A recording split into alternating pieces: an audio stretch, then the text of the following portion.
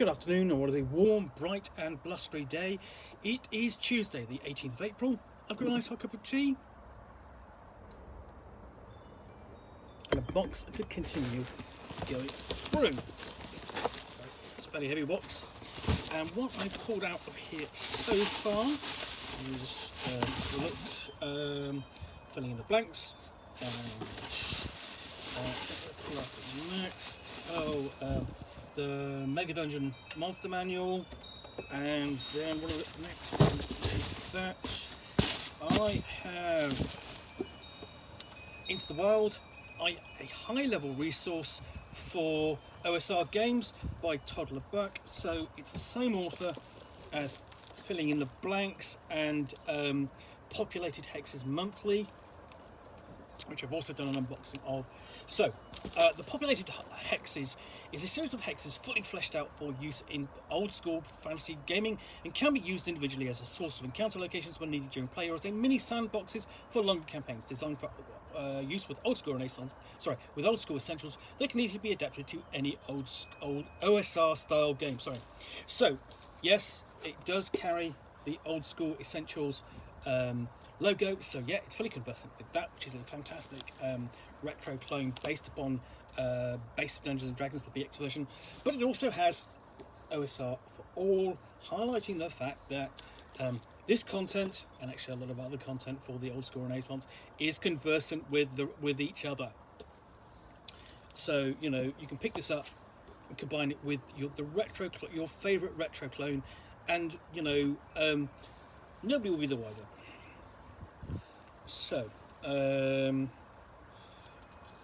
this is, yes, a high-level resource for OSR games. Here's the table of contents. And this book provides options primarily geared towards high-level OSR style play, and it covers hex crawling and exploration, ruling domain, optional rules and expansions, and so on. And this is from Third Kingdom Games. And it expands upon several publications: hex scroll basics, domain building, random weather generation, wealth by NPC level, glassing up the joint, and OSR alternate classes, and also references another work, filling in the blanks. So this is essentially kind of a companion volume to each other. Oh, that's good, so it kind of go together. So yeah, so it is very windy out here. So first off, we've got a convenient glossary of terms and description of what's going to be used in here, and then we have a chapter 1 on hex crawling, and really hex crawling essentially is a style of play where you explore to find out what's there, and if it's interesting, you explore further. You go to that hex and find out what's there, do something, have adventure, trade, examine in further detail, or of course you move on to the next hex, which might be interesting. So it is very. You can hear how blustery it is. So yeah, venturing out to the world, establishing a camp. Handling food, good and supplies, not fear, gear and supplies. Rules for foraging and hunting. Shelter and weather, all things to take into consideration when you're in the wilderness. And then disease and illness as well. Visibility and encounter distances. So they're all, because obviously you're out in the wilderness, and depending upon the terrain, you can see for miles. Rules for handling travel, and then we have a discussion of what's in a hex. What does that make up of? And essentially, this is where this sort of this kind of comes into use, source of populating hexes. So, and also movement and tracking, whether that's by foot or by mount. Rules for getting lost, because hey, the unknown wilderness, populating layers by terrain, encounter tables. This is the flyer looking encounter tables. We've got insect encounter tables. So all useful things for running when you're running your table, your adventure locations. Even you have a dragon encounter table there. and an unusual and then human encounter table. So,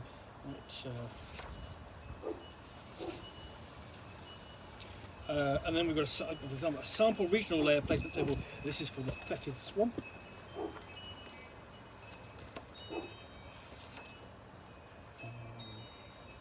And then we're guided for essentially for entering a sub-hex with a layer, because you sort of like you generally have like a larger hex. And what they've been doing here is show you, essentially we have a larger hex, and then with these sub-hexes within them, and you essentially enter the larger hex, explore the sort of like the sub-hexes, and then we get to. Just past the counter tables, entering a sub-hex with a layer, and then going into how that all comes together. And the layer is essentially where there might be a beast might make its living, might reside or hunt from. Tables for random weather generation, and all that's going to be based on terrain and climate. So, game effects of weather, rain, lightning, snow, wind, freezing rain, or sleet and hail, they're all there. You might get unusual results due to weird effects, magic, that sort of thing. Anything all the way up to solar eclipses. So earthquakes, you've got a whole list of sort of like natural kind of encounters you can have. And again, it comes down to the end of the game. How do you all put this together? How do you put this into play in your hex? And then we get on to domain management, and this is the kind of high level play, because essentially, you get up sort of 9th, 10th level for most of your player characters, and sort of like they, according to your very typical D&D game, you now have the right to go off and set up a castle, or establish a monastery, or an abbey, or or a thieves guild of your own, that sort of thing. And this is where this comes in. Verging on sort of like stepping into the territory of say Birthright for Dungeons and Dragons, or the Kingmaker campaign for Pathfinder.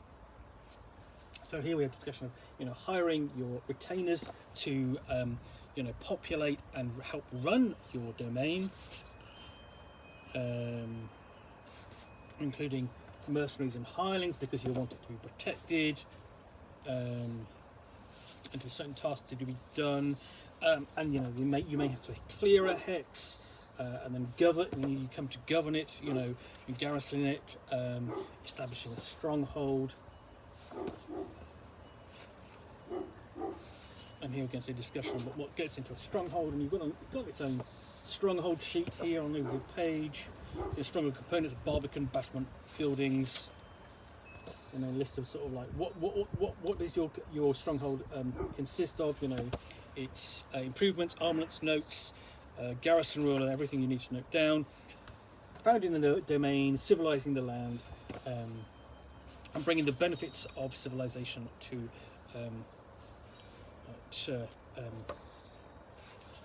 the frontier. And then we have a couple of castles, so layouts, a couple of fortifications, so outposts, which you can drop into your game.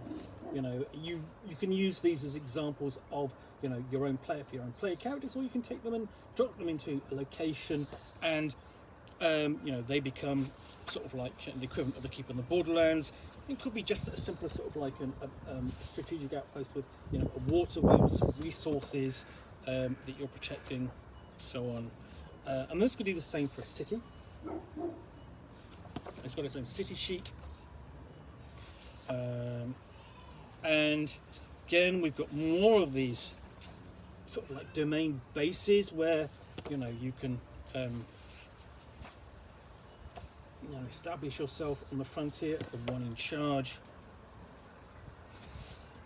And that's down to again putting things in, maintaining roads, putting in a smelter, terracing, way stations, all that sort of thing. It becomes essentially, it's not just about the role playing, as it's also about the management. Making decisions about the future. So, domain sheets. and hex contents, all there. And you've got methods of determining land revenue, not just one. You've got 1, 2, 3 there, depending upon the complexity, taking into account additional resources. And of course, you all need to know this information primarily because as the domain, the person in charge of the domain, you want to be able to collect taxes, and then of course you need to know how much your income is, so that you can pay tax to your own liege lord of varying amounts, depending upon how honest you are with him. And it's going to do the same for urban centres. Adding things like guild halls, magical colleges, trade specialities, artillerists, lawyers, all that sort of thing that will come to your town as you build it up. And I guess we're going to cover town domain expenses, domain morale, how well you govern, how well other external events affect it, effects of sort of like having a garrison and maintaining that, or suffering because the ruler is absent, or brilliant, or you can sponsor a festival, which I do like, just to boost morale. We've got possible causes of boons and frictions, so you can bring that in as a purpose of storytelling. And of course we've got a whole list of events, so that might be increased revenue, the benefits of immigration, fire, famine, a monster attacks, internal friction, a usurper, a coup, and so on. And of course at the end we've got the guide to how this all comes together, how it works out in play. And we've got a fully worked out example, so essentially, it's a good job of saying, this is how I do it. Then I'm going to show you what, through an example, which you can take away and play with if you want to, but, or just use it as a basis to learn how it's done. Then we've got rules for mass combat, because, hey, who knows, it might be a case of, there will be forces who object to your presence on the frontier. That might be a rival lord, barbarians, orcs, goblins might go, don't want these nasty, not nasty men there. We're going to come raiding. So you've got rules for mass combat, including use of heroes, magic, siege weapons.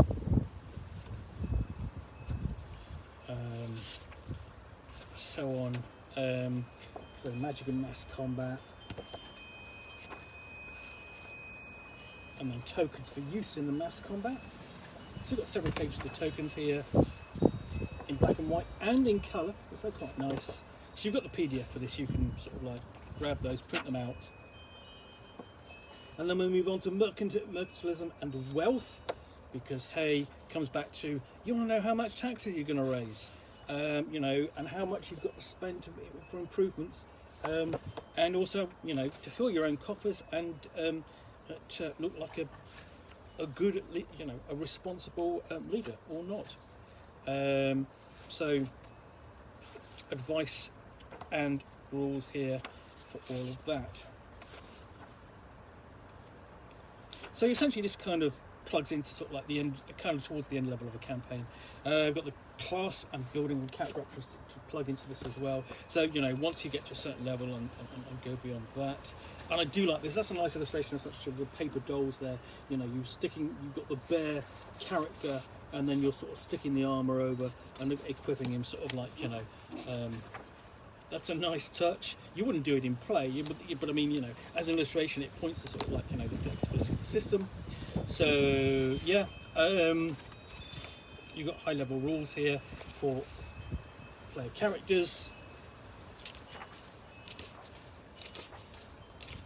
And then we've got new and revised classes.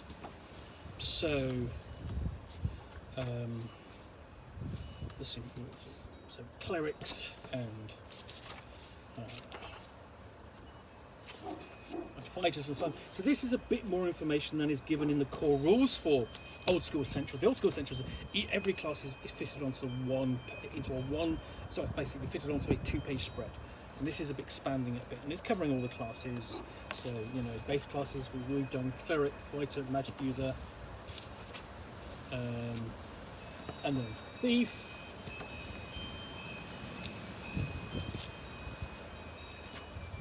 And even the advanced classes, we've got Assassin there,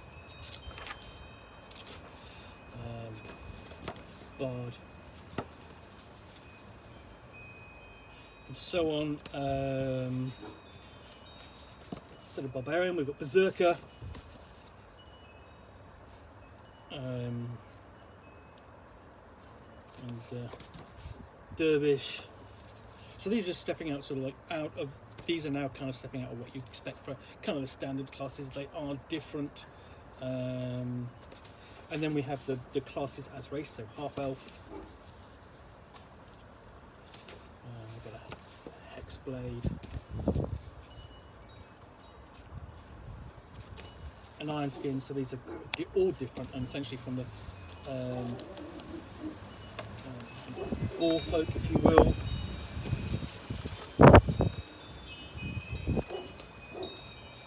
Scout, it's the equivalent of the Ranger, but a little bit different. A more flexible magic using class, so the Sorcerer. But we've also got the Warlock. So there's a mixture of the familiar and the unfamiliar here. So there's the Warlock.